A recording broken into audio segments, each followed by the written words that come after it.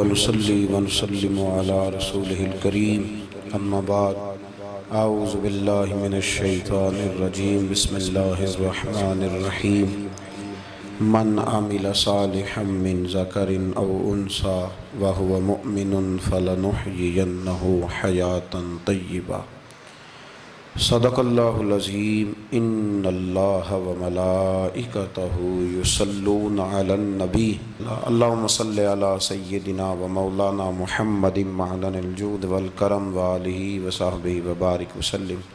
حمد و صلاۃ کے بعد آج رمضان المبارک کی 27ویں رات ہے۔ امام اعظم ابو حنیفہ رحمۃ اللہ علیہ سمیت بہت سارے بزرگ یہ فرماتے ہیں کہ یہی لیلۃ القدر کی رات ہوتی ہے، اگرچہ وہ اس بات کو طے نہیں کرتے لیکن فرماتے ہیں یہی اکثر ہم نے اسی مقام پر لیلۃ القدر کو پایا ہے۔ نبی رحمت علیہ الصلاۃ والسلام نے صحابہ کرام علیہم رضوان کے سامنے گزشتہ امتوں کے احوال ذکر فرمائے کہ 1,000 سال ان کی عمریں ہوتی تھیں، 1500 سال تک وہ زندہ رہتے تھے۔ تو صحابہ کے دلوں میں تجسس پیدا ہوا کہ اگر عمر 1000 سال ہوگی تو نماز بھی تو 1000 سال ہی پڑھیں گے نا، اگر عمر 1500 سال ہوگی تو روزے، عبادتیں، یہ سارے کام بھی تو بڑے زیادہ کرتے ہوں گے۔ تو یہ شوق جب پیدا ہوا تو اللہ کریم نے فرمایا کہ محبوب میں ایک رات دیتا ہوں، لیلۃ القدر خیر من الف شہر، جو رات ایک ہوگی پر 1000 مہینے سے بہتر ہوگی، 1000 مہینے سے۔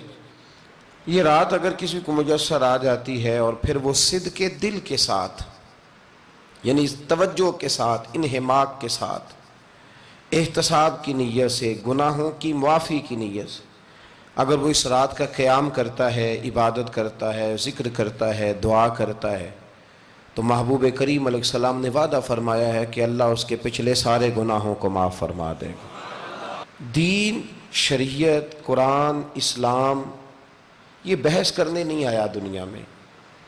علماء جو بحث کرتے ہیں وہ توضیحات کے لیے، تشریحات کے لیے، تفاسیر کے لیے، وہ ان کا مقام ہے، لیکن ہم جو عوام بحث کرتے ہیں تو سمجھ لیں کہ دین بحث کرنے کے لیے نہیں آیا، دین تو عمل کرنے کے لیے آیا، اس پر عمل کیا جائے گا، عمل کی کوشش کی جائے گی۔ اور قرآن مجید نے کہا من عمل صالحا من ذکر او انثی، جو کوئی بھی اچھے عمل کرے چاہے وہ مرد ہو یا عورت ہو، وہو مؤمن، شرط یہ ہے کہ وہ مومن ہو، فلنحیینہ حیاتا طیبہ، فرمایا ضرور ہم اسے پاکیزہ زندگی عطا فرما دیں گے۔ جو عمل والے لوگ ہوتے ہیں انہیں اللہ کون سی زندگی دیتا ہے؟ حیات طیبہ، پاکیزہ زندگی۔ اللہ پاک، صاف ستھری، غلاظتوں سے پاک زندگی دیتا ہے جو بندہ عمل کرتا ہے۔ توبہ کا مطلب یہ ہوتا ہے کہ میں پچھلے گناہ پہ شرمندہ ہوں اور آئندہ نہ کرنے کا پکا وعدہ کرتا ہوں۔ انسان ہے، وعدے کے باوجود بھی کہیں غلطی کر لیتا ہے تو اللہ معاف کرنے والا ہے، لیکن وہ ساری رات روتا رہا، ہر مسجد سے چیخنے کی آواز آئی، اس نے ساری رات مسجد میں رو کے گزاری، لیکن جھوٹ چھوڑنے کا اس کا ارادہ ہی کوئی نہیں۔ وہ تو کہہ رہا ہے 3 دن کا رمضان رہ گیا ہے، پھر میں نے دیکھ نہیں لینا تمہیں۔ فساد چھوڑنے کا اس کا پروگرام ہی کوئی نہیں۔ وہ تو میاں طے شدہ بات ہے کہ سویرے وہ دکان پہ جائے گا اور صبح جو بیسن بیچے گا نا سموسے اور پکوڑے کے لیے، اس میں بھی ملاوٹ کرنے کا ارادہ رکھتا ہے۔ تو یہ ساری رات توبہ توبہ کہنے کا کیا مطلب ہوا؟ کھل کے ساری رات اس نے توبہ توبہ کی۔ حضرت عمر فاروق رضی اللہ تعالیٰ عنہ کے بارے میں امام ابن جوزی نے لکھا ہے کہ رات کو نا گھر کے اندر بیٹھے بیٹھے اچانک رو پڑے حضرت عمر، 62 سال عمر ہے، خلافت کے آخری ایام چل رہے ہیں، تو رو پڑے ایسے ہی گھر میں بلا وجہ ہی۔ آپ کی اہلیہ نے، زوجہ نے بیٹے کو اٹھایا، فرمایا پتہ کرو تمہارے باپ کو کیا مسئلہ ہے، کہیں کوئی تکلیف تو نہیں، درد تو نہیں، صاحبزادے آئے، ابا جی کیا بات ہے؟ فرمایا اماں کو بلاؤ۔ سب لوگ جمع ہو گئے تو جناب عمر فاروق رضی اللہ تعالیٰ عنہ فرمانے لگے کہ بیٹھو میرے ارد گرد۔ سب بیٹھ گئے تو فرمانے لگے آج جب میں مسجد سے نکلا تھا تو میرے نبی پاک کے سچے صحابہ، سچے رسول کے سچے صحابہ، حضور کے سچے غلام یہ کہہ رہے تھے کہ عمر بڑا ہی اچھا ہے، عدل والا ہے، انصاف والا ہے۔ تو ابا جی اس میں رونے والی کیا بات ہے؟ تو فرمانے لگے ڈر یہ لگتا ہے کہ باہر تو میں اچھا تھا، کہیں گھر میں تو نہیں کوتاہیاں کرتا رہا۔ میری بات پہ توجہ کرنا، کہیں گھر میں آپ باتیں سن لیں تو شاید جتنی میں کرتا ہوں دوسرا کاری کوئی نہ سکے، لیکن جب عمل کے راستے پہ ہم نکلتے ہیں تو وہ مسدود ہے، وہ بند ہے۔ عمل کس نے کرنا ہے؟ آپ کوئی آیت پڑھیں تو یہاں غلطی نکالنے والے 20 لوگ مل جائیں گے، 20 لوگ، لیکن اس آیت پہ عمل کرنے والے کتنے ملیں گے؟ تو حضرت عمر فاروق رو رہے تھے، کہنے لگے کہیں تمہارے حقوق تو نہیں پامال کرتا رہا۔ تو آپ کی اہلیہ نے جب سنا تو وہ کہنے لگی عمر مجھے تو بڑا پرانا شکوہ ہے، آپ کا جاہ و جلال اتنا تھا میں بات نہیں کر سکی۔ عمر تم نے سارا دن مسجد میں گزار دیا اور ساری رات نقاب اوڑھ کے مدینے کی گلیوں میں گزار دی، میں تو زندگی کی کوئی خوشی دیکھ ہی نہیں سکی۔ چاہ تو میرے اندر بھی تھے نا کہ میرا شوہر کچھ گھڑیاں بیٹھتا، کہیں مجھے لے کے جاتا، تو میں تو کچھ نہیں دیکھا، مجھے بڑا شکوہ ہے۔ تو حضرت عمر کہنے لگے چل اللہ کی رضا کے لیے معاف کر دے۔ بھئی معافی بیوی سے نہیں مانگی جا رہی، معافی اپنی غلطی کی مانگی جا رہی، یہ سمجھ لیں۔ بیوی کے لیے تو خاوند کا بہت بڑا مقام ہے نا، لیکن یہاں غلطی کس بات کی ہے؟ اپنی کمزوری پر غلطی کا اعتراف کر کے معذرت کا سوال کیا جا رہا ہے۔ تو حضرت عمر کہنے لگے معاف کر دے، تو اہلیہ کہنے لگی میں نہیں معاف کرتی، میری شرط پوری کریں۔ فرمایا وہ کیا؟ فرمانے لگی قیامت میں جب اللہ آپ کے لیے جنت کا حکم دے گا تو آپ میری سفارش کریں گے اللہ کی بارگاہ میں؟ سفارش کریں گے کہ یا اللہ مجھے کپڑے دھو کے دیتی تھی، میری عزت کی حفاظت کرتی تھی، میرے بستر کو پاک رکھتی تھی، کہیں گے؟ تو حضرت عمر فرمانے لگے تیرے ساتھ وعدہ رہا، رب نے اگر عمر کو اپنے فضل، اپنے کرم اور اپنے محبوب کے صدقے جنت دی تو عمر تیرے بغیر جنت میں نہیں جائے گا۔ عمل کا رستہ، عمل کا رستہ دیکھیں نا، 2 دفعہ استاد بات کرتا ہے، 2 دفعہ، اور کوئی زیادہ، ایک تو ہے نا کہ ایم اے اور جناب ایم ایڈ اور ایم فل اور پھر پی ایچ ڈی قسم کا استاد، ایک وہ جو matric P T C teacher ہے نا، وہ 2 دفعہ اسٹوڈنٹ کو کام کہے تو تیسری دفعہ وہ ناراض ہو جاتا ہے، کہتا ہے میں 2 دفعہ کہا ہے۔ بچے کو آپ 2 دفعہ کہتے ہیں اور اگر تیسری دفعہ کہنا پڑے تو غصہ آتا ہے نہیں آتا؟ بھئی تو نے اتنی دفعہ کہا تو سمجھ نہیں رہا بات کو۔ اور اگر اللہ کریم قرآن مجید میں سینکڑوں دفعہ کہے نماز پڑھو، سینکڑوں دفعہ، اور یہ بہانے کر رہا ہے، یہ بھی پروگرام بنا رہا ہے، پھر کہتا ہے میں بے چین رہتا ہوں، میں بے قرار رہتا ہوں۔ عمل کا رستہ اس کو اختیار کریں، آپ سکون میں رہیں گے۔ بد عمل آدمی اور بے عمل آدمی یہ ہمیشہ پریشان رہتے ہیں، ہمیشہ۔ عمل کریں، توبہ کریں تو پھر بدل جائیں، پھر تبدیلی آئے، اور یہ کوئی مشکل کام نہیں، جو بدلنے والے تھے وہ بدل گئے، بڑا کچھ کرتے تھے پر پھر وہ لوگ بدل گئے۔ حضرت فضالہ رضی اللہ تعالیٰ عنہ کہتے ہیں کہ میں بڑا دلدادہ تھا عورتوں کا، اور میرا ماحول یہ تھا کہ میں قتل بھی کر لیتا تھا، معاذ اللہ چوری بھی کر لیتا تھا، اور رات میری طبیعت تھی معاذ اللہ نئی سے نئی عورت کے پاس جانا۔ کہتے ہیں ابو جہل نے اعلان کیا کہ جو نبی پاک علیہ السلام کا سر اقدس معاذ اللہ کاٹ کے لائے گا، نقل کفر کفر نہ باشد، 100 سرخ اونٹ انعام ملے گا۔ تو میں نے ارادہ کر لیا کہ میں بہت سارا انعام حاصل کروں گا۔ قرآن مجید میں نا اللہ فرماتا ہے کہ بہت سارے لوگ ایسے ہیں جنہیں اگر میں رزق میں کشادگی دے دوں، زیادہ پیسے دے دوں، فرمایا باغی ہو جائیں، وہ سرکش ہو جائیں۔ یہ بہت سارے لوگوں کو جو اللہ تبارک و تعالیٰ اعتدال میں رکھتا ہے تو یہ ان کے لیے بہتر ہے۔ ہر بندہ دولت کے ہوتے ہوئے نیک ہو سکتا، تو یہ اللہ اگر رکھتا ہے نا اعتدال میں تو شکر کرے اللہ کا، ورنہ تو لوگ عیاشیاں کریں، پتہ نہیں کیا کچھ کر گزرے۔ تو حضرت فضالہ کہتے ہیں کہ میں نے خنجر تیار کیا اور میں نے بغل میں اس کو چھپایا، اوپر میں نے چادر اوڑھ لی۔ اب مجھے پتا تھا ظہر کی نماز کے بعد نبی پاک صلی اللہ علیہ وسلم طواف کعبہ کے لیے، بیت اللہ شریف کے طواف کے لیے جاتے ہیں۔ کہتے ہیں میں بھی اس طرف بڑھا، رستے میں نا وہ خاتون جس کے گھر میں نے رات آنا تھا، میں نے دروازے پہ دستک دی، میں نے کہا کہ تیار رہنا، تیار رہنا، آج میں بڑے پیسے لے کے آؤں گا۔ اسے میں نے یہ کہا اور پھر میں چلا گیا بیت اللہ شریف کا طواف کرنے۔ کہتے ہیں اللہ کے محبوب بھی طواف کر رہے تھے تو میں نے بھی طواف شروع کر دیا۔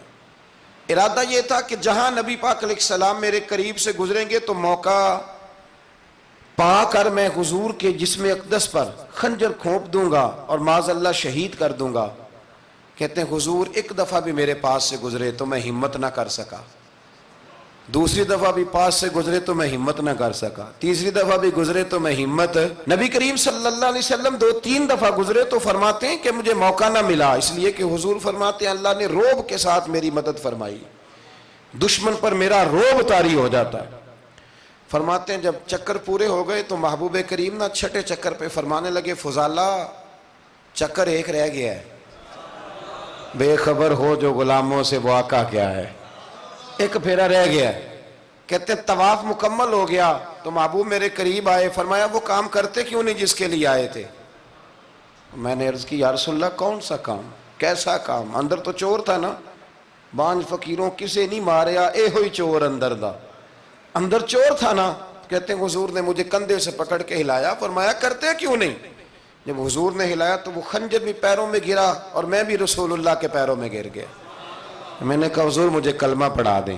کہتے ہیں حضور نے پہلے میرے دل پہ دست مبارک پھیرا، پھر میرے نبی نے مجھے کلمہ پڑھا دیا۔ اب نہ مرید ہونے والا کہتا ہے کہ جی آہستہ آہستہ میں ٹھیک ہو جاؤں گا، اب وہ آہستہ آہستہ کا کیا ترجمہ ہے یہ بالکل سمجھ نہیں آتی۔ بھئی کسی بندے سے 5 لاکھ روپیہ لینا ہے تو اس سے وہ کہتا ہے جی میں آہستہ آہستہ دوں گا، 500 روپیہ دے دیا کروں گا روز کا، تو کہتے ہیں میری رقم خراب ہوتی ہے، پورے دو۔ اور نیکی کی بات جب آتی ہے تو کہتے ہیں حضرت صاحب دین اتنا سخت نہیں ہے، میں آہستہ آہستہ ٹھیک ہو جاؤں گا۔ اب میں مغرب عشاء پڑھنی شروع کر دیا میں نے، اب میں تسبیح لے لی ہے، کل میں نے بھی آہستہ آہستہ میں ٹھیک ہو جاؤں۔ یعنی رقم لینی ہو تو وہ آہستہ آہستہ قبول نہیں ہے، لیکن اور مکان کی رجسٹری اگر کرانی ہو تو مالک مکان کہے گے آہستہ آہستہ کرا لو، کہتے ہیں پیسے پورے دیے ہیں، سویرے چل اور بیان دے۔ یہ کیا بات ہوئی؟ یہاں یہ جو ہمارا ماحول تھا نا کر لیں گے ہو جائے گا، یقین کریں لوگ قبروں میں چلے گئے ہیں پر مسجدوں میں نہیں آئے، ہر کام سے لوگ ریٹائر ہوئے پر گناہوں سے ریٹائر نہیں ہوئے، آخر تک تباہی اتر گئی لیکن لوگ بدلنے کو تیار نہ ہوئے۔ حضرت فضالہ کہتے ہیں ابھی میں نے کلمہ پڑھا، ابھی میں واپس آیا، رستے میں وہ بی بی کھڑی تھی، کہتے ہیں میں وہ شخص تھا کہ عورتیں مرتی تھی میرے اوپر اور کسی کی جرت تھی کہ وہ آئیں بائیں شائیں کرے، لیکن فرماتے ہیں میں بی بی کے پاس سے گزر گیا، پہلے تو اس کا خیال تھا رکے گا، لیکن جب میں رکا نہ تو دروازے پہ آئی، اور جب میں گزر گیا تو اس نے آواز دی، لیکن میں نے سنی انسنی کر دی، جب آگے بڑھا تو میرے پیچھے دوڑی۔ فرماتے ہیں مجھے پکڑ کے کہنے لگی فضالہ تجھے کیا ہوا، تو وہی نہیں جو یہاں سے گیا تھا؟ آپ فرماتے ہیں میں کبھی نہیں رویا تھا، میں کبھی نہیں رویا تھا، اور جب کہا نا تو وہی نہیں، کہتے میں نے سر اٹھایا تو میری آنکھوں میں آنسو تھے، میں نے کہا میں جو گیا تھا وہ نہیں ہوں، اب تو میں محمد عربی کا غلام بن گیا، اب میں وہ نہیں ہوں، اب نہیں ہو سکتا کہ کوئی میری نظر میلی ہو جائے، یہ کیسے ممکن ہے؟ اب نا اسلام کی تعریف ہم نے یہ کی ہے کہ خبردار کوئی ہمارے قریب نہ آئے، ہم کسی کو بات نہیں کرنے دیتے کہ ہم مسلمان ہیں، ہم بات نہیں کرنے دیتے۔ پتہ کیا بات ہے، ایک میری یہ تقریر ہوتی ہے ممبر پہ اور ایک میرا عمل ہوتا ہے جب میں سفر کرتا ہوں، جب میں گاڑی میں بیٹھتا ہوں، جب میں دوستوں سے ملتا ہوں، جب ان دونوں باتوں میں تضاد آتا ہے نا، تضاد، تو لوگ تقریر کو جذبات نہیں کہتے، ایک فن بن جاتی ہے تقریر۔ آپ کو پتہ ہے نا وائزین نعت خواں کہتے ہیں میں نے محفل لوٹ لی، پھر لوگ شمار کرتے ہیں کتنے لوگوں نے سبحان اللہ کہی، پھر لوگ شمار کرتے ہیں کہ آج 5 بندے روئے بھی تھے جب میں تقریر کر رہا تھا، تو پھر یہ فن ہے، یہ جذبات کا اظہار۔ سمجھ لیں بات کو کہ عمل جب آپ نہیں نہ کرتے عمل، تو آپ خود بڑے بے چین رہتے ہیں کہ یار یہ میں کیا کر رہا ہوں، یہ کون سا گورکھ دھندا ہے کہ میرا عمل صفر ہوتا جا رہا ہے۔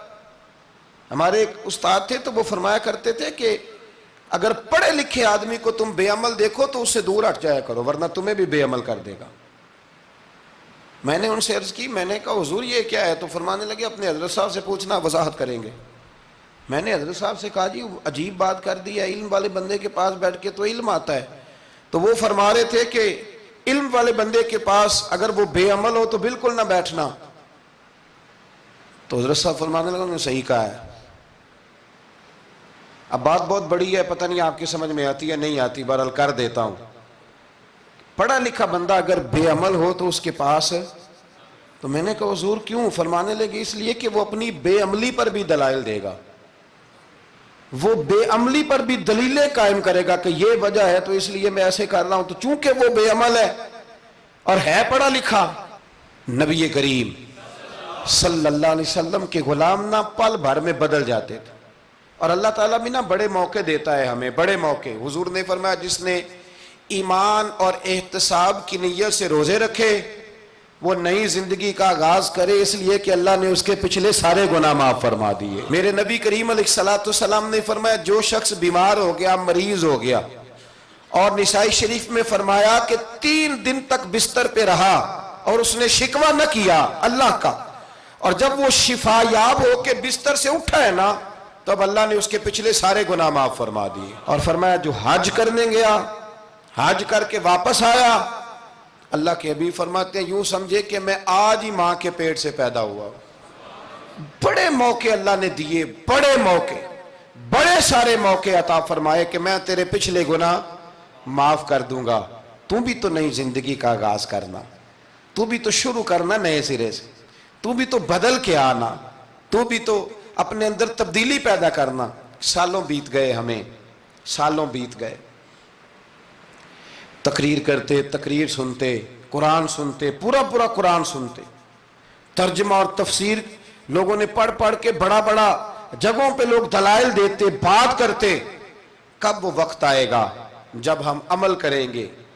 تھوڑا مجھے سفر کرنا پڑتا ہے، دنیا میں گھومتا رہتا ہوں، تو کچھ چیزیں ایسی ہوتی ہیں جو کبھی کبھی انوکھی ہو جاتی ہیں. میں ایک جگہ پہ تھا تو وہاں 4 5 6 عمرے کے ٹکٹ تھے محفل میں. تو ہمارے آپ کو پتہ ہے نا وہ جو دلیلوں والے لوگ ہیں ان بیچاروں کو بھی کوئی دلیل نہیں ملتی. تو ایک صاحب مجھے کہنے لگا جی عمرے کا ٹکٹ دینا جائز ہے قرآن اندازی کر کے؟ میں نے کہا یار چلو جائز ہی رہنے دو، تیری مہربانی، کہ اب اس پہ بھی اعتراض آ گیا ہے. میں نے کہا 100% جائز ہے، کوئی اس میں کوئی ایسی بات نہیں ہے. لیکن اندازی تو شروع ہو گئی جو حدیث میں نہیں آئی، عمرے کے ٹکٹ والی ہے جائز، پر نبی پاک نے جس قرآن اندازی کا کہا تھا وہ کب ہوگی؟ حضور نے فرمایا تمہیں پہلی صف کے ثواب کا پتہ چل جائے تم قرآن اندازی کرو. وہ کس دن کرنی ہے؟ کس مسجد میں ہوتی ہے؟ حضرت عبداللہ ابن مسعود فرماتے ہیں تمہیں پتہ چلے اذان کا ثواب کتنا، تم قرآن اندازی کرو. کب کرنی ہے؟ کون پڑھے گا اذان؟ کون یہ آگے بڑھ کے کام کرے گا؟ بھئی جو قرآن اندازی حدیث میں ہے وہ کب ہوگی؟ یہ تو قرآن اندازی شروع ہو گئی اور ہو رہی ہے. اب تو لوگ جہیز دینے لگے ہیں قرآن اندازی کر کے، یہ ماحول بن گیا. دین عمل کرنے کے لیے آیا ہے.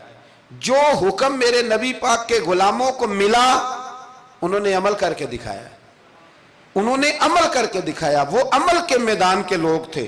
حضرت ابوبکر صدیق سے زیادہ روایات مروی نہیں ہیں، اگر ڈھونڈنے نکلو گے تو زیادہ قول نہیں ملیں گے ان کے. حضرت عمر فاروق کے زیادہ اقوال، زیادہ ارشادات آپ کو نہیں ملیں گے. حضرت سیدنا عثمان غنی کی زیادہ باتیں آپ کو نہیں ملیں گی. ان کا عمل ملے گا، ان کا کردار ملے گا، ان کا لب و لہجہ ملے گا، زندگی گزارنے میں کیا طریقہ اختیار کیا وہ آپ کو ملے گا. اب تو وہ لوگ رخصت ہو گئے جن کے عمل سے لوگ زندگی پکڑتے تھے، عمل سے، کردار سے. تو عمل کا رستہ کب اختیار کریں گے؟ آگے کب بڑھیں گے؟ میرے رسول کریم صلی اللہ تعالی علیہ وسلم کے غلام عمل کرتے تھے، اور جب عمل کرتے تھے پھر اس کا رزلٹ آتا تھا. یاد رکھنا رزلٹ نیتوں کا آتا ہے، ارادوں کا آتا ہے، عمل کا آتا ہے. گفتگو کا رزلٹ، آپ بڑا اچھا سبق سنا لیں تو پیپر نہ دیں تو پاس ہوں گے کہ فیل؟ آپ تو کہہ رہے تھے وہ مجھے سارا ہی آتا تھا. تو عمل آپ کرتے ہیں تو عمل پر نتیجہ ہوتا ہے، عمل پر. حضرت عبداللہ ابن مبارک رحمت اللہ علیہ کے جو والد تھے نا ان کا نام مبارک تھا. وہ ایک باغ میں رہا کرتے تھے، باغ کی دیکھ بھال کرتے تھے بڑے صاف ستھرے، بڑی ان کی طبیعت میں نکھار تھا. آج مسئلہ ہمارے ملک کا یہ ہے کہ ہمارے ملک میں صرف سیاستدان ہی جو ہے وہ غلط کام نہیں کرتا، یا بہت بڑی انڈسٹری ہو تو وہاں ہی خرابی نہیں ہوتی. بلکہ ریڑھی والے کا بھی اگر ہاتھ پڑ جائے نا تو چھوڑتا وہ بھی کوئی نہیں، الا ماشاء اللہ۔ وہ بھی جو اچھے اچھے آم ہوتے ہیں وہ فرنٹ پہ لگائے ہوتے ہیں، اس نے دکھانے کے لیے اور ہوتے ہیں اور دینے کے لیے اور ہوتے ہیں، اور وہ کہتا ہے کہ یہ بھی تو میں نے بیچنے ہیں نا، تو بھئی اگر یہ بھی بیچنے تھے تو اکٹھے لگانے چاہیے تھے، لیکن معیار ہے نا ہمارا، عمل کا رستہ مسدود ہے۔ حضرت مبارک جو تھے وہ مالی کے طور پر غریب آدمی تھے تو کام کاج کرتے تھے۔ تو ایک دن باغ کا مالک آ گیا،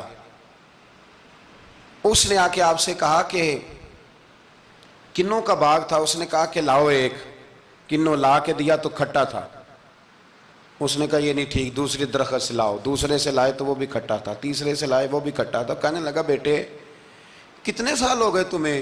تو فرمانے لگے 10-12 سال۔ تو کہنے لگے تمہیں ابھی بھی نہیں پتا کس جگہ کا کنوں میٹھا ہے، سارے کڑوے لائے ہو؟ تو آپ فرمانے لگے آپ نے مجھے دیکھ بھال کے نہیں رکھا ہوا ہے، کنوں چکھنے کے لیے نہیں رکھا، مجھ سے قسم اٹھا لیں کبھی میں نے چکھا بھی ہو، اس لیے کہ میرے ذمے اور کام۔ باغ کا مالک اتنا خوش ہوا کہ اس نے آزاد بھی کر دیا، اپنی بیٹی کا نکاح بھی کر دیا، اور وہ باغ بھی آپ کو تحفے میں ہی دے دیا۔ ان کے گھر حضرت عبداللہ بن مبارک پیدا ہوئے۔ ان کے والد گرامی کہتے ہیں کہ ایک دن پھر ایسا ہوا کہ میں نے نا باغ بڑا سجایا، سوارا، محنت کری، بادشاہ آ گیا۔ تو بادشاہوں کو بھی کچھ چیزیں پسند آ جاتی ہیں نا، اور ہمارے ملک میں تو ڈھیر سارے لوگ بادشاہ ہیں، ڈھیر سارے لوگ بادشاہ ہیں۔ اگر کسی تگڑے بندے کو کسی غریب کی جھونپڑی پسند آ گئی پھر اسے دینی ہی پڑے گی، بلکہ ایسی ایسی خبریں سننے کو ملتی ہیں کہ چودھری صاحب نے آ کے کہا ہے کہ مفت دینی ہے کہ پیسے لے کے دینی ہے، یہ یہاں تک خبریں۔ تو بادشاہ آ گیا، اس نے دیکھا بڑا سجا سنورا باغ ہے، اس نے حضرت مبارک سے کہا کہ مجھے نا جوس بنا کے پلاؤ کنوں کا۔ تو حضرت نے اسے نا جوس دیا، اس نے پیا تو بڑا مزہ آیا، کہنے لگا ایک گلاس اور نہیں دیتے؟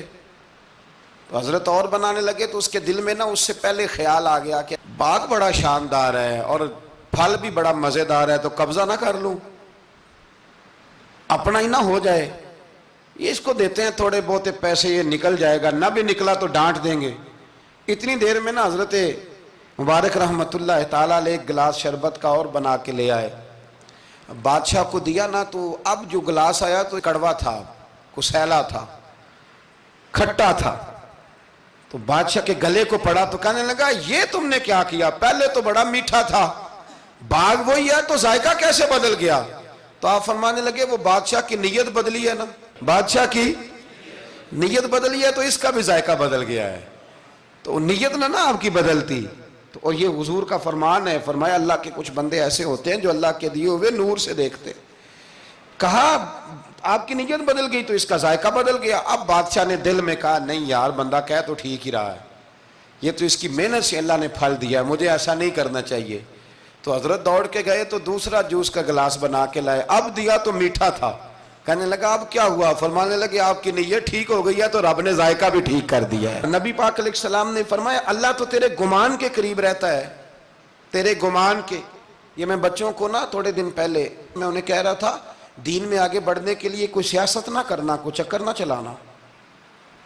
میں نے چکر چلانے والے لوگ ہمیشہ پیچھے رہ جانے والے دیکھے، تھوڑا کر لینا پر اتنا کرنا جتنا مخلص ہو کے ہو سکے، کوئی چکر چلانا، کسی کھاتے میں پڑنا، اس سے بچنا، نہ پیچھے رہ جاؤ۔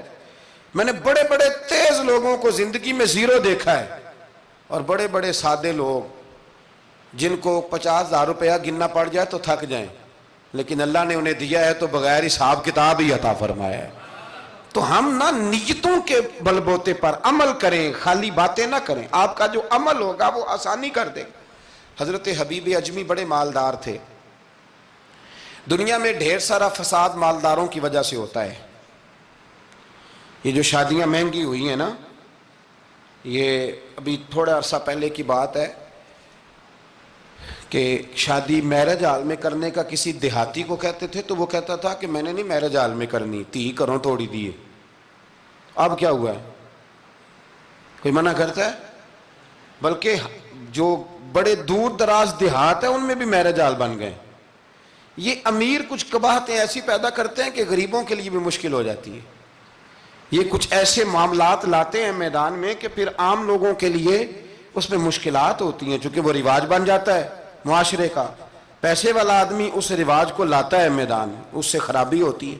اور پھر میرے غریب کا یہ حال ہے کہ امیر کو رسم چھوڑ دے تو چھوڑ دے، غریب کو قرضہ اٹھانا پڑے، چھوڑنی کوئی شے نہیں اس نے، جو مرضی ہو جائے، اس نے کوئی چیز پیچھے نہیں ہونے دینی۔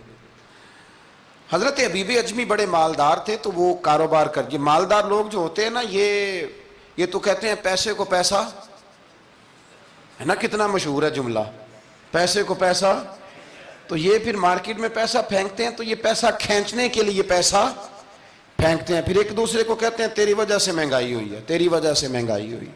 حالانکہ مہنگائی کسی کی وجہ سے بھی ہوتی کس کے لیے؟ غریب کے لیے۔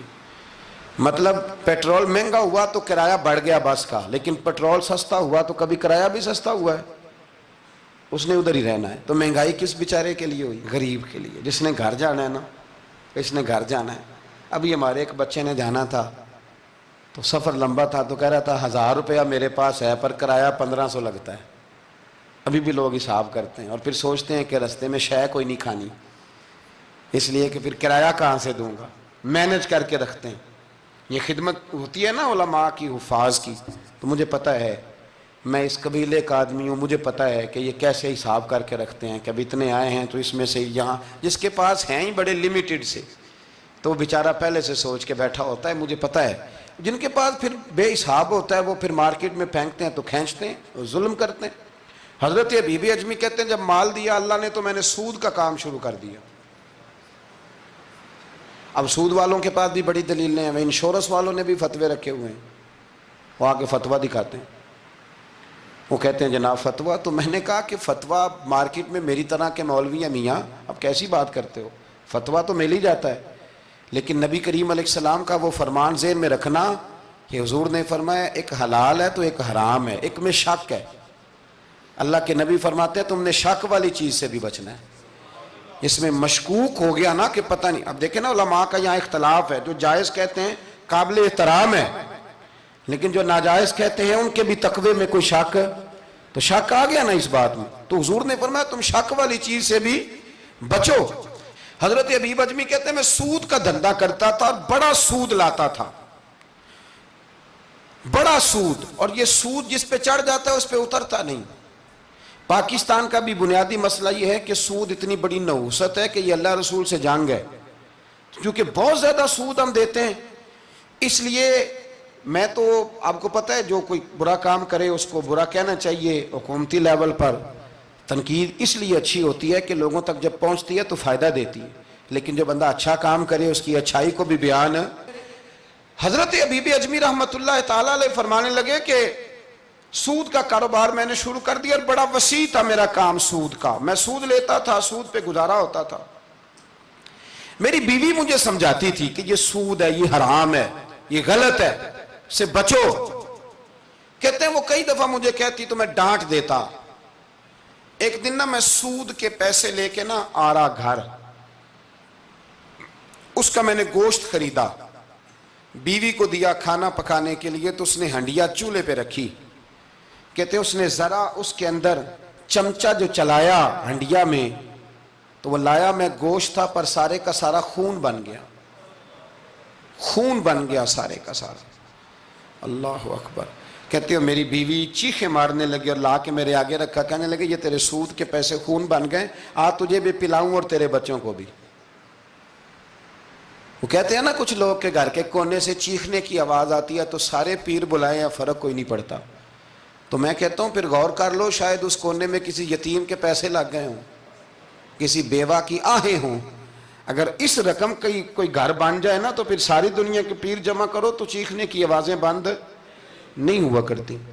حضرت حبیب اجمی رحمۃ اللہ تعالیٰ علیہ فرمانے لگے کہ وہ جب بن گیا نا خون، تو اب میرے اندر نا چوٹ لگی کہ یار اگر دنیا میں اللہ تعالیٰ مجھے نظارے دکھا رہا ہے تو آخرت میں میرا کیا بنے۔ کہتے میں درد کے ساتھ باہر نکلا، بچے گلی میں کھیل رہے تھے، جب ان کے قریب سے گزرنے لگا نا تو ہم تو کہتے ہیں نا لوگ حسد میں بات کرتے ہیں، لیکن ایسی بات نہیں ہے۔ کچھ شریر لوگ ہوتے ہیں جو حسد میں بات کرتے ہیں، پر دیکھنا چاہیے کہ لوگ ہمارے بارے میں کیا کہتے ہیں۔ انتم شہداء اللہ فی الارض، حضور نے فرمایا تم زمین پر اللہ کے گواہ ہو، مومن جو تمہارے بارے میں کہے کان لگا کے سنو۔ لوگ تمہیں کیا کہتے ہیں، کن لفظوں سے یاد کرتے ہیں؟ جن لفظوں سے لوگ دنیا میں یاد کرتے ہیں، مرنے کے بعد بھی انہی لفظوں سے یاد کریں گے، انہی لفظوں سے۔ کوئی تمہارے لیے ہاتھ اٹھا کے دعا نہیں کرے گا۔ ہاں اگر تم نے خیر کی ہوگی تو پھر لوگ گلیوں سے نکل نکل کے آئیں گے، پھر لوگ روئیں گے کہ بندہ بڑا تھا۔ تو حبیب اجمی کہتے ہیں میں باہر نکلا تو بچے کھیل رہے تھے، تو ایک بچہ ان میں سے کہنے لگا پیچھے ہٹ جاؤ، پیچھے ہٹ جاؤ، بڑا ظالم ہے، بہت بڑا سود خور ہے۔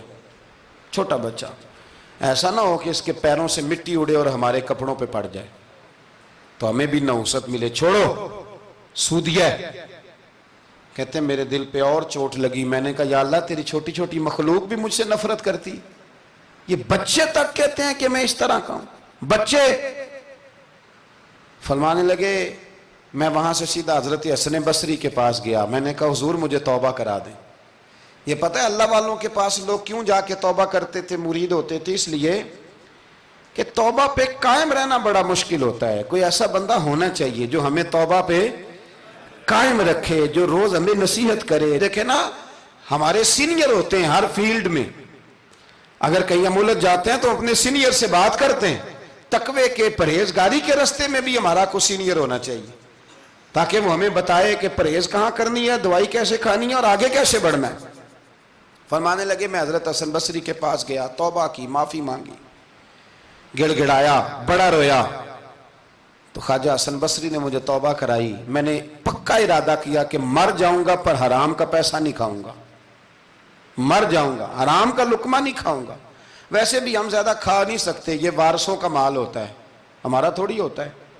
ہم کسی کے مال کے محافظ بنے رہتے ہیں، اور کھائے گا کوئی اور حساب دے گا۔ اور جہاں تک بچوں کا معاملہ ہے نا، بچے اچھے ہوں نا تو پیسے بانی جاتے ہیں، اور بچے نالائق نکل آئیں تو جو ہوں وہ بھی اجڑ جاتے ہیں۔ تو اس لیے محنت تربیت پر ہونی چاہیے، نہ کہ بینک بیلنس پر ہونی چاہیے۔ حضرت حبیب اجمی کہتے ہیں واپس آیا سچی توبہ کر کے، ایک لقمہ حرام نہیں کبھی لوں گا۔ ابھی وہ بچے وہیں کھیل رہے تھے جن کے پاس سے میں گزر کے گیا تھا، کہتے ہیں واپس آیا تو وہیں کھڑے تھے، انہی بچوں میں سے وہی بچہ دوبارہ بولا، کہنے لگا پیچھے ہٹ جاؤ، پیچھے ہٹ جاؤ، اللہ کا ولی آ رہا ہے، کہیں ایسا نہ ہو کہ ہمارے پیروں سے گرد اڑے، اس کے کپڑوں پہ پڑے اور ہم بے ادب لکھ دیے جائیں۔ کہتے ہیں میں نے چلتے چلتے چیخ ماری کہ اے اللہ، ابھی تو میں آج بدلا ہوں، آج میں بدلا ہوں تو تو نے میرے حق میں ساری گواہیاں بھی بدل دی ہیں، تو نے سارا نظام بدل کے رکھ دیا ہے۔ تبدیلی اپنے اندر لائیں، روح کے اندر لائیں، مزاج کے اندر لائیں۔ یہ شب قدر کی رات ہے، توبہ اور استغفار کریں، لیکن بدلنے کے ارادے سے، چھوڑنے کے ارادے سے۔ اعلیٰ حضرت فاضل بریلوی رحمۃ اللہ علیہ جب ذی الحج کی آخری رات ہوتی تو فرماتے صبح سال بدل رہا ہے تو ہمیں بھی بدل جانا چاہیے۔ لوگ پوچھتے حضور کیا بدلیں؟ فرمایا جو ایک سپارہ پڑھتا تھا 2 کر دے، اور فرمایا جو اپنے آپ کو خوش کرنے کے لیے باتیں کرتا تھا وہ باتیں کم کر دے۔ آج نہ کچھ بدلنے کا پروگرام بنائیں، اپنے رب کریم کے ساتھ دل ہی دل میں وعدے کریں کہ کچھ عادتیں ہم چھوڑیں گے۔ یہ غلط بات ہے کہ عادتیں چھوٹا نہیں کرتی، حضور عادتیں تو بدلنے آئے ہیں دنیا میں، عادتیں بدل جایا کرتی۔ اپنے آپ کو بدلیں اور اپنے اندر تبدیلی پیدا کریں، پھر خدا کے رزلٹ کا انتظار کریں، پھر دیکھیں اللہ کس طرح کے فیصلے فرماتا ہے۔ آپ ارادہ کریں، آپ پروگرام بنائیں، آپ ذہن اپنا بنائیں کہ میں نے نہ اب کچھ بدل جانا ہے، اب میں نے اندر کچھ اپنے تبدیلی پیدا کرنی ہے، نکل آئیں۔ 2-3 گزارشات جاتے جاتے آپ سے عرض کروں۔ ایک تو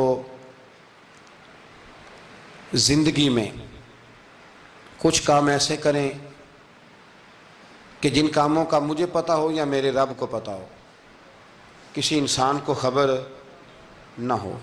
دوسری بات یہ یاد رکھیں کہ دین کا کوئی کام بھی زندگی میں کریں نا تو اپنے اوپر مشقت کریں کہ وہ کام میں نے ریاکاری کے طور پہ نہیں کرنا، وہ دکھلاوے کے طور پہ نہیں کرنا۔ دینی معاملات کے اندر، دینی کاموں کے اندر، یعنی پہلے آپ اپنے آپ کو مطمئن کریں کہ واقعی آپ فی سبیل اللہ وہ کام کر رہے ہیں۔ اب یہ جو رسم ہے نا بے تحاشا، کچھ چیزیں بوجھ بننے لگ گئی ہیں، بوجھ طبیعت محسوس کرتی ہے کہ یہ کیا ہو رہا ہے، مطلب ہم یہاں بھی ہم وہ کام کریں گے سیکھ کے سن کے تیار کر کے، باہر آئیں تھوڑا۔ حضرت ابو مرتعش ایک درویش گزرے، وہ کہتے ہیں میری حج کی تیاری تھی، میں گھر میں بیٹھا تھا بالکل تیار تھا، کل پرسوں جانا تھا، تو میری اماں نے پانی مانگا، بیٹا پانی دینا۔ رسالہ کشیریہ میں اس کو لکھا ہے، کہتے ہیں اماں جی نے کہا پانی لاؤ، تو میں نے نا چھوٹے بھائی سے کہا اماں جی کو پانی دینا، اماں جی نے مجھ سے پانی مانگا ہے۔ جو پیر صاحب ہوتے ہیں ان کو بھی اماں کی خدمت کرنی چاہیے کہ نہیں کرنی چاہیے؟ وہ جو انڈسٹری کا مالک ہے 2 کروڑ روپیہ وہ نرس رکھ دے اماں کو کہ خود اماں کو روٹی کھلائے، وہ کہتا میں کر تو رہا ہوں، میں ہی تو تنخواہ دیتا ہوں، بی بی جو رکھی ہوئی ہے۔ کس کو خدمت کرنی چاہیے؟ ڈاکٹر صاحب کو، انجینئر صاحب کو۔ نبی وقت بھی ہونا، نبی وقت بھی اور ولی وقت بھی، تو ماں اس کے لیے بھی قابل تعظیم ہوتی۔ آپ بات کو سمجھیں، نبی کریم علیہ السلام تو اپنی رضائی ماں آتی تھی تو حضور اٹھ کے کھڑے ہو جاتے تھے۔ حضور نے کہا یہ تعظیم کا موقع ہے۔ حضرت ابو مرتعش کہتے ہیں اماں نے پانی مانگا، کل میں نے حج پہ جانا تھا، چھوٹے بھائی سے کہا ذرا اماں کو پانی دینا، چونکہ میں تو پیر صاحب ہوں، میں تو علامہ صاحب ہوں، 25-30 آدمی ابھی گلی میں کھڑے ہیں مجھے ملنے والے، بہت پتر تو پانی لا دے، پانی کی بات ہی ہے نا۔ کہتے فوراً میرے دل میں خیال آیا کہ سینکڑوں میل کا سفر حج کا پیدل کرنا ہے، اس کے لیے تیرا نفس تیار ہے، اور یہاں سے اٹھ کے وہاں مٹکے سے پانی ڈالنے جانا ہے اماں کے لیے، اس کے لیے ذہن تیار نہیں۔ فرماتے ہیں پھر میرے اندر سے آواز آئی کہ یہ تو حج کرنے جا رہا ہے نا، اس میں لوگ تجھے حاجی کہیں گے، اور واپسی پہ تیرے گلے میں پھولوں کا ہار ڈالیں گے، لیکن اماں کو پانی پلانے پر تو کوئی بندہ انعام نہیں دے گا، کوئی شور نہیں ہوگا۔ تو فرماتے ہیں میں سمجھ گیا کہ ابھی میں حج کے لیے نفسیاتی طور پر تو تیار ہوں پر دلی طور پر تیار نہیں ہوں۔ کہتے ہیں میں نے حج کا ارادہ چھوڑ دیا۔ میری اماں کہنے لگی بیٹے جاتا کیوں نہیں؟ میں نے کہا اماں پہلے تیرے تک پہنچ لوں پھر بیت اللہ شریف تک بھی پہنچ جاؤں۔ تو دینی کام زندگی میں کوئی بھی کرے نا مخلص ہو کے کریں، نکل آئیں تسنن سے، بس کریں۔ یار مطلب سب کے سامنے اداکاری تو اللہ رسول کے سامنے بھی اداکاری چھوڑ دے یار۔ مطلب ویسے بھی میں کہتا ہوں اداکاری کرتے بندہ تھک جاتا ہے، اداکاری کرتے کرتے نا بندہ وہ لمبی نہیں چلتی۔ تو آپ نارمل زندگی میں اللہ رسول کے ساتھ رہیں گے تو وہ آپ کے لیے بہتری ہوگی، آسانی ہوگی آپ کے لیے۔ میں شب برات کی محفل کے بڑے پوسٹر نہیں بنواتا، شب قدر کے بھی نہیں بنواتا، اگر کبھی بنتے ہیں تو دوست کوئی بنا کے لگا دیتا ہے، بڑا مختصر سا پیغام، وہ بھی شاید آج کیوں بلا۔ میں دوستوں کو ہمیشہ کہتا ہوں کہ جس کو تنہائی میں شب قدر میں مزہ آتا ہے نا اللہ اللہ کرنے کا، وہ تنہائی میں کرے، لیکن زیادہ تر لوگ کر نہیں پاتے، اس لیے ہم محفل کو سجاتے ہیں۔ اس میں کوئی ایسا مقصد نہیں، کوئی ایسا معاملہ نہیں، خدا را کچھ تھوڑا سا اخلاص للہیت پیدا کریں طبیعت میں، اور کبھی بھی دین کے معاملے میں کسی جگہ بھی کوئی ایسا کام نہ کریں جس میں رکاوٹ ہو، آزمائش ہو۔ ابھی کی بات بتاتا ہوں، میں نے ہمارے جو تراویح کے حافظ صاحب ہیں ان کی خدمت کی، ابھی ہم نے، مجھے ایک سنگی کہنے لگے آپ نے بتایا نہیں کیا دیا ہے۔ میں نے کہا میرے خیال میں بتانے کے لائق ہوتے تو شاید بتاتا، اب آپ کسی کو 2-4 ہزار دے کے اس کا اعلان کریں گے تو یہ کچھ چیزیں ہیں نہیں اعلان کرنے والی۔ پھر یہ کہ وہ میں دیکھتا رہتا ہوں نا جی، تصویریں پہنچتی رہتی ہیں کہ جو 500 دے رہا ہے وہ بھی فوٹو کھنچوا رہا ہے، جو سوٹ دے رہا ہے وہ بھی فوٹو کھنچوا رہا ہے۔ تو جو ایک جگہ پہ میں کھانے کے لیے بیٹھا تھا ٹیبل پہ، تو انہوں نے پہلے نا برتن اٹھا کے تو چاولوں کی فوٹو کھینچی، پھر قورمے کی کھینچی، پھر ساری چیزوں کی۔ تو میں نے کہا کہ یار پہلے ہمیں پوچھ لو ہم نے کیا کیا کھانا ہے، جو کھائیں گے اس کی فوٹو کھینچ لینا۔ اب تم ہماری فوٹو کے ساتھ قورمہ فٹ کرو گے تو لوگ تو کہیں گے نا مولانا کھا کے گئے، تو میں نے پتہ نہیں کھانا ہے نہیں کھانا۔ تو آپ ڈریں اللہ تعالیٰ سے، ہر بات میں تھوڑی یہ مطلب تسنع آئے گی، ہر بات کے اندر تھوڑا یہ معاملہ رہے گا۔ تو تیسری گزارش جو بڑی ضروری اور بڑی اہم ہے، دنیا میں جو چیز اس وقت سب سے زیادہ پریشانی کا شکار ہے وہ دینی اقدار ہیں۔ ہر شعبے میں تیزی سے کام ہو رہا ہے، تیزی سے، اور دینی اقدار کو لوگ پیچھے کرتے جا رہے ہیں۔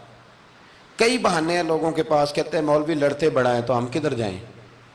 تو تو میں کہتا ہوں کون سا مولوی کہتا ہے شراب پیو؟ کہا ہے کبھی کسی مولوی نے؟ وہ کوئی بھی ہو، کسی نے کہا ہے کہ رشتہ داروں کے تعلقات خراب کر لو؟ کسی نے کبھی کہا ہے کہ ڈاکے مارو؟ تو آپ کیا بات کرتے ہیں صاحب؟ کون سا مولوی کہہ رہا ہے کہ چوریاں کرو؟ تو دینی اقدار اور چیز کا نام ہے، اصول میں اختلافات ہیں، وہ اپنی جگہ پہ قائم ہیں، وہ رہیں گے، چلے آ رہے ہیں، لیکن آپ دینی اقدار کا خیال کریں۔ اب نئی بحث چھڑ گئی ہے کہ مسجد میں سیمنٹ کی بوری دینے سے بہتر ہے کسی غریب کو آٹے کا تھیلا دے دو۔ اصل بات یہ غریبوں کی آواز بند کرنا چاہتے ہیں۔ ایک مسجد واحد جگہ ہے جہاں سے غریبوں کی آواز بلند ہوتی ہے۔ سویرے تجربہ کرنا، سویرے کسی مسجد میں افطاری کے وقت پہنچنا، لائنوں میں لگ کے لوگ افطاری کر رہے ہوں گے اور سینکڑوں لوگ روٹی کھا رہے ہوں گے، اور ان میں امیر کوئی بھی نہیں ہوگا، سارے ماڑے لوگ ہوں گے۔ تو مسجد ہی تو ہے، جب بنتی ہے تو غریب کی بات ہوتی ہے، غریب کو روٹی ملتی ہے۔ یہ مدارس کے اندر سیٹھوں کے بچے پڑھنے آتے ہیں، تو یہ کفالت خانہ نہیں سمجھتے آپ تو لوگوں کو بھکاری بنا رہے ہیں، بھکاری۔ مجھے پتہ ہے کہ بہت بڑے ہاسپٹل میں جو صدقات اور زکوٰۃ کے نام پہ بنا ہے، وہاں بھی اگر آپ نے علاج کرانا ہے تو آپ کو پہلے رسوا ہونا پڑتا ہے۔ ناراض نہ ہونا، میں بتا رہا ہوں رسوا ہونا پڑتا ہے، میں ذمہ داری سے کہہ رہا ہوں۔ وہ کہتے ہیں جاؤ جا کے اپنے علاقے سے لکھوا کے لاؤ کہ ہم نے زکوٰۃ میں سے علاج کرانا ہے۔ لکھوانا پڑتا ہے کہ نہیں لکھوانا پڑتا؟ یعنی جو ہسپتال بنا ہی صدقات اور زکوٰۃ پہ ہے، میں کسی کو ٹارگٹ نہیں کر رہا، لیکن وہ کہتے ہیں جاؤ 4 آدمیوں سے لکھوا کے لاؤ۔ پہلے آپ نے لکھوانا ہے، پھر آپ نے تصدیق کرانی ہے، پھر پاپڑ بیلنے۔ تو کتنے لوگوں کے سامنے پردہ کھلا کے زکوٰۃ کے ساتھ آپ یہ کرا رہے ہیں۔ اور اصول کیا ہے؟